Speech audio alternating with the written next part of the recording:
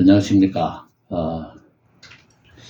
제가 방송하는 거를 여러분들이 많이 봐주니까 좋게 생각을 했는데 또 뭐 단점도 있습니다. 뭐 때로는 잘못한다 하는 그런 질책도 있었고 쓸데없는 짓 한다는 그런 질책도 있었습니다.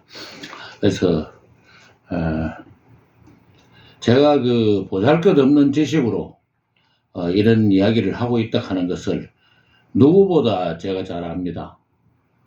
요즘 컴퓨터에 들어가면 정말 많은 분들이 여러 가지 글을 또 올리고 또 그 내용도 보면은 얼마나 공부들을 많이 하셔가지고 놀랄 만큼 그런 부분들도 많이 있고, 제가 모르는 지식들이 너무 많기 때문에 너무나 부족한 지식으로 말씀을 드리고 있다는 사항들은 저 자신이 누구보다 먼저 잘 알고 있습니다. 근데 한번 생각해 보면 옛날에 우리 전통적으로 내려오던 어른들이 하는 어떤 그런 고전 풍습들이 기록으로나 이렇게 해가지고 남아있는 부분도 있지만은 행동으로 하거나 또는 이제 글씨를 쓰는 것도 결국 이제 몸 행위를 해야 되니까, 그 다음에 목소리로 하든지 이렇게 할 때는 그게 자꾸 이제 옛날 분들이 없어지니까 사라지고 그렇습니다. 그래서 그런 부분이 안타까워서 제가 글씨를 잘 쓰고 뭐 한문을 많이 알고 해서 말씀드리는 것이 아니고, 이런 부분들을 제가 배우려고 이렇게 보니까 자료도 부족하고 물론 공부가 부족해 그렇습니다만, 그래서 내보다 뒤에 배우는 사람이 혹시라도 이 유튜브 방송을 보고 조금이라도 더 수월하게 배울 수 있는 방법이 없겠는가, 이런 뜻에서 뭐 제목도 동필 생각입니다만은, 생각해 보면은 옛날에 할머니들이 손자나 애기를 안고 자장가 부르던 거 있잖아요.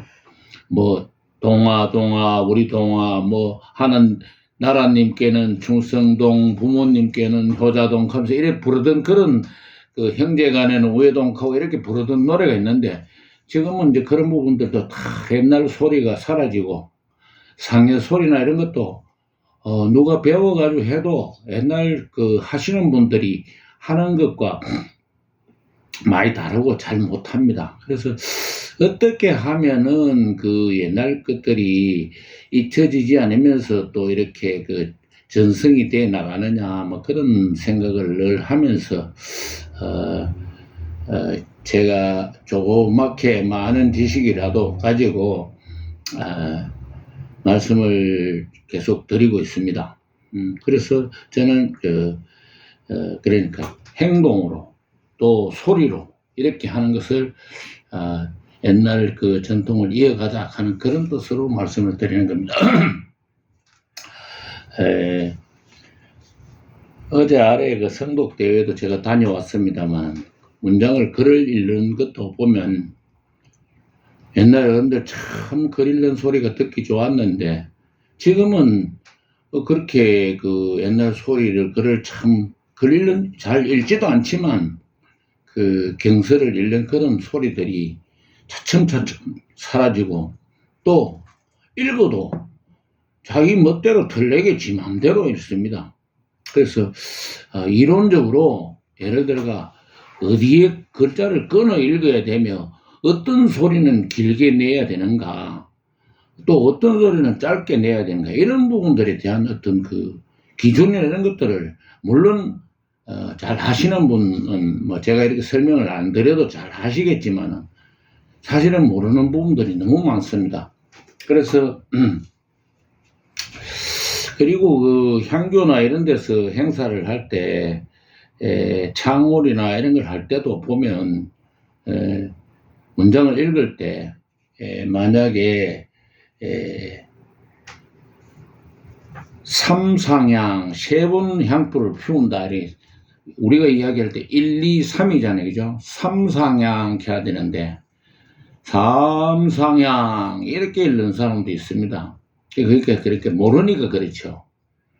그 외에도 또 무슨 만약에 율곡 선생, 태계 선생 하는 선생이라는 말은 우리가 다 짧은 소리로 두 개 다 평성이기 때문에 선생이라고 이렇게 읽어야 되는데 선생 이렇게 가성을 중간에 늘려가지고 그렇게 읽는 사람들이 있습니다.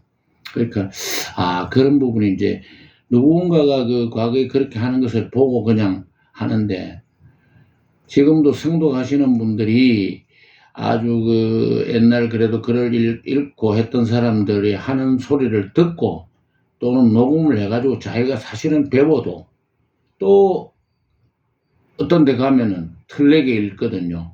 그래서 기준을 잡아가지고 제가 나름대로 책을 하나 쓰기도 했습니다만 기준을 잡아가지고 하면 다음에 다른 사람이 해도 그렇게 똑같이 균일하게 할 수 있도록 그렇게 생각합니다.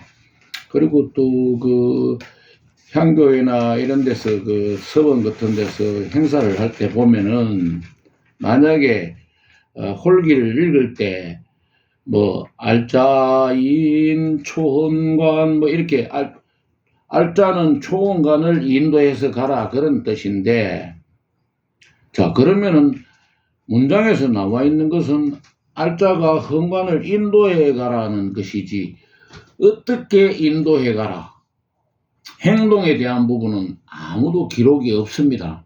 그래서 제가 전에 한번 글을 써가지고 향교에도 갖다 드리고 서원에도 갖다 드리고 또 일부 누가 인용해가지고 쓰시고 그렇게 하신 분들도 있던데 예를 들어서 알자는 헌관의 좌측 일보 전방 삼보에서 인도를 하며 또 손을 흔들지 말고 공수를 한 상태에서 이렇게 배꼽 있는 부위에 갖다 대고 걸음걸이는 보폭은 60cm 정도 하고 걸어가는 속도는 분당 60회 정도 걸어가며 또 발을 높이 들지 않고 이렇게 끄는 형식으로 그렇게 걸어가야 된다. 이렇게 하나하나 행동 자체를 정확하게 그 지적을 해주면 다음에 하시는 분도 그렇게 하면 되는데 그냥 알자 2인 초원관 이렇게만 돼 있으니까 알자는 그냥 초원관 앞에서 가는 거죠. 그러니까 팔을 흔드는 사람도 있고 빨리 가는 수도 있고 그래서 그런 부분들이 명확하게 규정이 되면 다음에 하는 사람들도 동일한 동작을 할 수 있다. 그런 이야기를 그 외에도 여러 가지로 어떤 자꾸 잊혀져 가는 어떤 이런 부분들을 제가 알고 있는 작은 지식이라도 전달을 해서 좀 다 아시는 분 제외하고 모르시는 분들이 좀 깨우쳤으면 하는 마음입니다. 자, 글자에 비춰보라고. 자, 여러분들이 다 알다시피 이 글은 장단입니다. 장단. 길고 짧은 거. 근데 장단이라고 읽을 때는 짧게 장이라고 짧게 읽고 장유유서 얘는 장자를 길게 장이라고 읽습니다. 여기는 장이라고 여기는 장이라고 읽습니다. 똑같은 글자를 가지고 왜 어떤 때는 짧게 읽고 어떨 때는 길게 읽는지 이론적으로 가르쳐주면 다음에 안 틀리고 계속 그렇게 하는 거거든요. 근데 그런 걸 설명을 안 해주면은 글자 여기에도 보면 성장한데 성장이라고 짧게 읽어야 되는지 성장이라고 읽어야 되는지 긴 장자는 옥편에 찾아보면은 길다 가는 뜻을 제외하고 이럴 때는 이 어른이라는 뜻이거든요. 어른 아이가 질서가 있다 이런 뜻이거든요. 길다는 뜻 외에 쓰일 때는 척성이 되기 때문에 소리를 길게 읽어야 됩니다. 장단, 장유유서, 성장 이렇게 읽어야 됩니다. 자, 여기에 강도가 있습니다. 강도. 강할 강자에 법도도자. 강한 정도를 나타내는 것을 강도라고 하죠. 자, 강할 강자에 도둑도자 해가지고 이거는 강도죠. 똑같은 강자인데 강도라고 읽고 강도라고 읽습니다. 이 글자가 강하다는 뜻으로 쓰일 때는 평성이 되어서 짧게 강이라고 읽고, 도둑질하는데 힘쓰다, 힘쓰다 하는 뜻으로 쓰일 때는 척성이 되어서 길게 강도가 됩니다. 자, 우리가 이야기할 때 충신, 충성스러운 신하, 충신은 우리가 충신이라고 읽지 않습니까? 자, 이건 글자가 틀리지만 여기는 충신이라고 합니까? 여기는 충신이라고 해야 됩니다. 여기는 충성스러운 신하로서 하나의 단어가 되고, 여기는 사실은 이라는 접속사가 생략돼서 충성스럽고 예를 들어가 믿음이 있고 이 두 가지 뜻이 되거든요. 그리고 요거는 평성이 되고 요건 척성이 되기 때문에 충신이라고 읽어야 됩니다. 근데 누가 써놔놓으면 그런 걸 모르는 사람은 이것도 충신, 이것도 충신이라고 읽으면 발음으로 들을 때 저게 우리가 이걸로 혼돈할 수 있잖아요. 그런 것처럼 이 글자가 다 한자 한자가 어떻게 읽어야 되는지 다 옥편이고 표기가 되어 있습니다. 그런데 그런 것들을 설명을 해주지 않습니다. 그래서 참 안타깝고, 이렇게 해서 제가 아는 범위 내에서 또 뭐 잘 하시는 분은 제가 이렇게 말씀 안 드려도 잘 아실 것입니다. 그리고 오늘 말씀드리려고 하는 것은, 지난번에 글씨를 삐치고 바로 꺾고 하는 것들을 설명하니까 초보자들에 대한 이야기만 하시느냐 또 이런 이야기를 하시는 분이 있어서 제가 이거는 제가 그냥 제가 시는 19절을 잠깐 한번 써봤는데, 우리가 한글은 어떤 식으로 어떤 글자가 됐든 간에 정해진 크기 안에 다 똑같이 글자가 들어갑니다. 그렇지만은 한문은 글자가 가로 세로 비가 똑같은 것이 아니고 틀립니다. 그럼 예를 들어 여기에 두량자 같은 경우에는 실제로 보통 글자가 세로가 약간 더 길고 가로가 약간 좁고 이런 식으로 글자가 쓰여지는데, 이거는 반대로 가로가 길고 세로가 짧게 이렇게 글이 써집니다. 그래서 글자 형태에 따라서 특히 여기에 이끼 야자 같은 경우에는 상당히 이 부분이 좀 길어야 보기가 좋기 때문에 글자 자체가 이렇게 길어진다는 이야기입니다. 옆으로 퍼져서. 그래서 저도 이 한문을 많이 쓰면서 글자를 가지런히 쓰기 위해 가지고 이렇게 줄을 쳐가지고 밑에 위에 받쳐서 이렇게 글씨를 많이 씁니다. 그런데 한문은 그렇게 쓰기보다는 그러니까 세로줄은 끄더라도 가로줄은 안 하고 그냥 쓰는 게 오히려 보기가 좋다. 그 다음에 한문은 또 항상 여백이 좀 있는 게 보기 좋습니다. 글자를 따닥따닥 붙여 쓰는 것보다 여기 일부러 내가 줄을 꺼가지고 한번 이렇게 몇 자 써봤는데, 이렇게 공간이 여백이 있는 게 보기 좋습니다.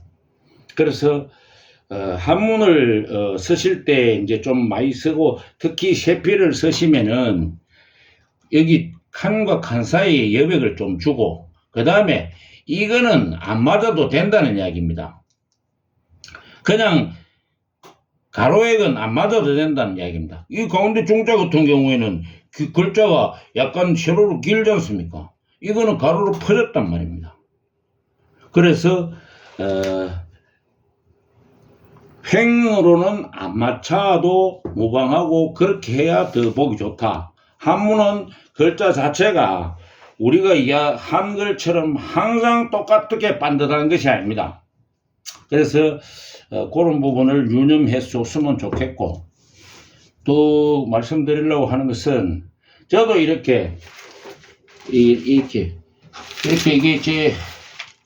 이게 제가 곰진보를 한번 써봤는 건데, 뭐 그냥 이렇게 줄을 맞춰가 서면 조금 더 보기 좋을 것 같지만 실제로는 옆으로 횡액은 덜 맞춰도 무방합니다. 자, 그렇게 제가 말씀을 드리고, 그래서 쓰실 때 그렇게 참고해서 쓰시면 더 좋다 하는 말씀을 드리고, 그 다음 글자를 쓰다 보면 항상 글자 크기가 아까 횡으로 퍼지는 글자도 있지만은 글씨가 작아지는 글씨가 있습니다. 그냥 똑같이 이래 보고 썼는데 그 글씨는 유난히 쓸 때마다 작아집니다. 써보면. 그러니까 여기에 같을 여자, 또 알지자 이런 거는 써보면은 항상 다른 글자보다 크기가 작아져요. 써보면 같이 써보면. 그래서 알지자 같은 경우에는 예를 들어 가지고 여기 이렇게 끊고 이 획을 이렇게 껐으면은 이 부분을 이보다 훨씬 더 많이 벗어나 가지고 이렇게 그어야 글씨가 그래도 좀 커집니다. 이렇게 해서 이렇게 글씨가 이 부분이 좀 많이 벗어나가지고 이렇게 해야 글씨가 좀 커진다는 이야기입니다. 다른 글자에 비해서. 그래서 특별히 알지자 쓸 때는 조금 더 신경을 써서 쓰면 좋습니다. 자, 같을 여자도 써보면은 항상 글씨가 딴 글씨에 비해서 작아집니다.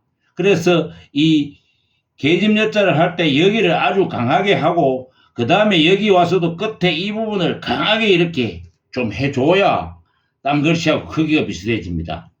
이거는 이제 조금 더 가늘겠지만 이렇게 이 글씨보다 더 내려오지 않도록 해서 이렇게 씁니다.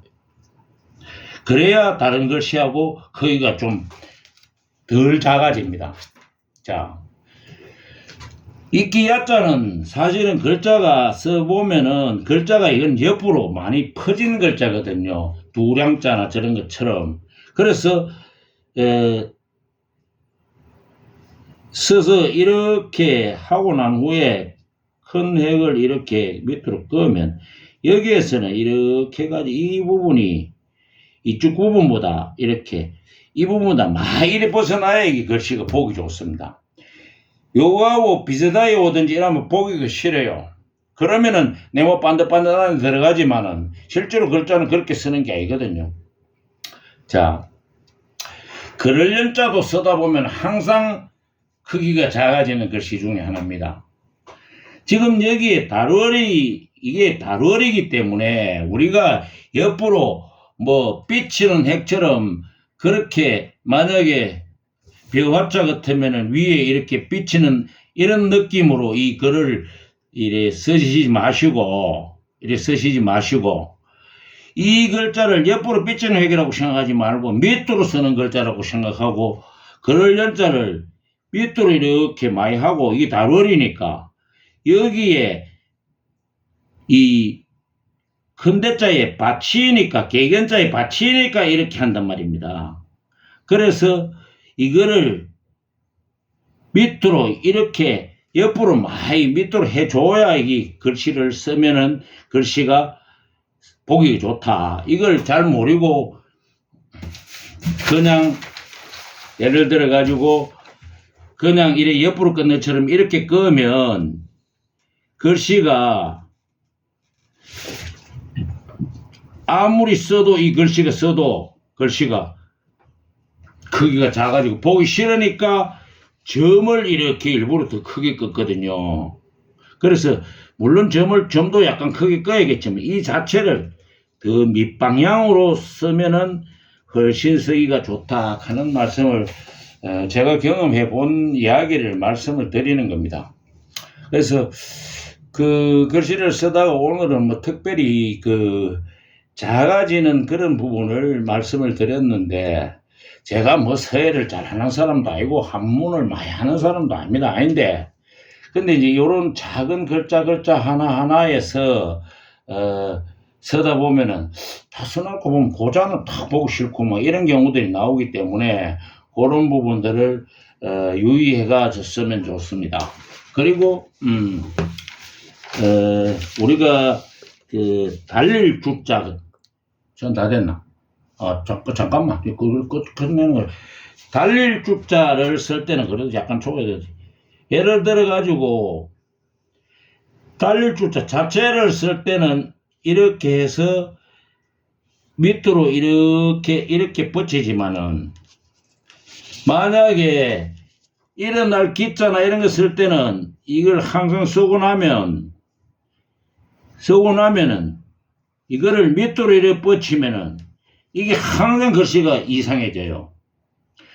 조금 더 위쪽으로 끄면서 통상적으로 우리가 책받침을 하면은 예를 들어 몸기짝에 들어가면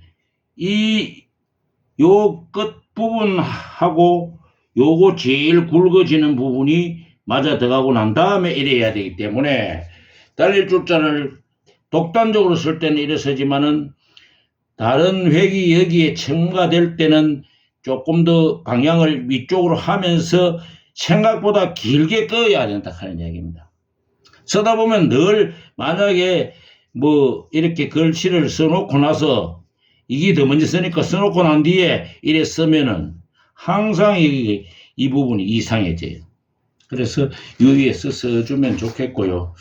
그래서 너무 그 유튜브 방송을 길게 안 하려고 하는데 앞으로도 한 2, 3회에 더 걸쳐가지고 제가 쓰면서 조금 요래하는 건 요런 게 좋다, 요런 건 요런 게 좋다 하는 그런 부분은 몇 가지 더 말씀을 드리도록 하겠습니다. 그 외에도 제가 그 유튜브 서예 하시는 분이 보셔야 될 동영상 2에 보면은 제 그 전화번호를 내가 직접 말씀을 드렸는데 혹시라도 그 외에 서예 아니더라도 여러 가지 옛날 거에 대해 가지고 홀기도 좋고 소리도 좋고 뭐든지 좋습니다. 성독도 좋고 뭐 그런 부분에 대해 가지고 조금이라도 관심이 있으신 분은 저하고 연락을 하시면은 제가 아는 데까지 도와드리겠습니다. 예, 오늘은 이만 마치겠습니다. 감사합니다.